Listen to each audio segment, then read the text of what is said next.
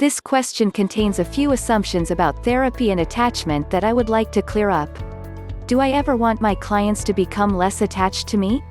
This depends on the client, the type and quality of attachment, how the person expresses being attached, and whether the attachment is helping or hindering the therapy.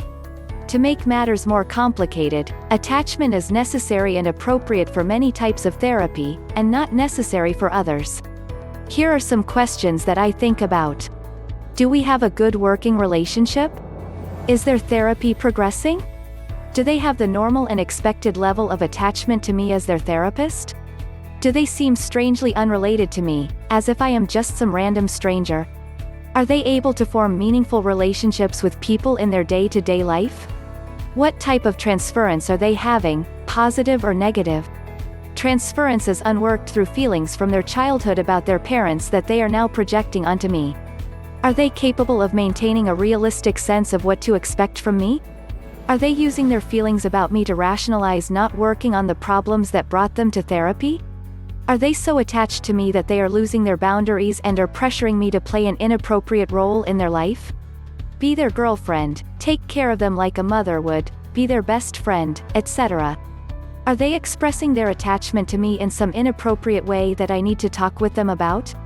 Showing up at my door when they do not have a session, repeatedly bringing me gifts, asking for hugs, calling to chat between sessions, etc. So, what do I do if I have concerns about my client's level of attachment, type of attachment, or the way they are expressing their attachment? I treat this like every other therapeutic situation. I bring it up in session and calmly talk with my client about my concerns. I also encourage my client to share their thoughts and feelings with me about what is happening from their perspective. I do my best to speak about their attachment in a kind and therapeutically useful way. This can range from helping them understand how their attachment feelings and the way they are expressing them are impacting their therapy to understanding how they relate to their childhood experiences. What don't I do? I do not punish the client or become mean and rejecting.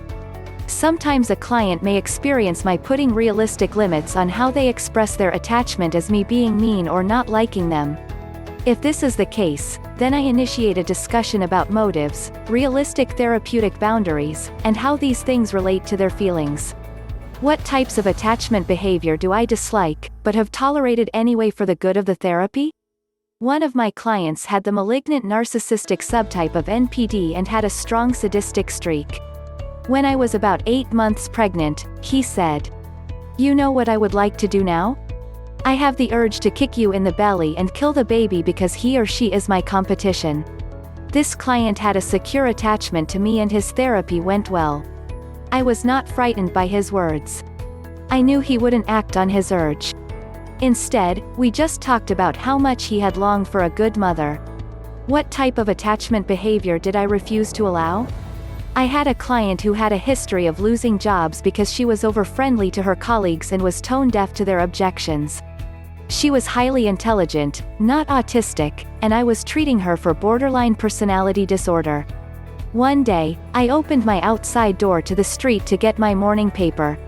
My client had left flowers and a sweet note there. In her next session, I thanked her, and also asked that she not do this again. I would rather she show her appreciation by simply telling me in session.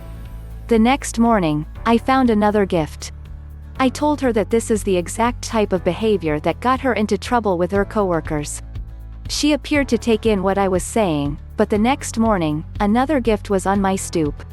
She only had 1 session per week with me, yet she was secretly showing up every day to leave her gift as proof of her presence. I eventually had to terminate her therapy for stalking behavior coupled with the refusal to stop the behavior and instead work on her feelings in therapy. Her gifts felt more hostile than my other clients talking about his urge to kick me. Punchline: most types of attachment to the therapist are quite normal. Not all types of attachment behavior are pleasant for the therapist. This is to be expected.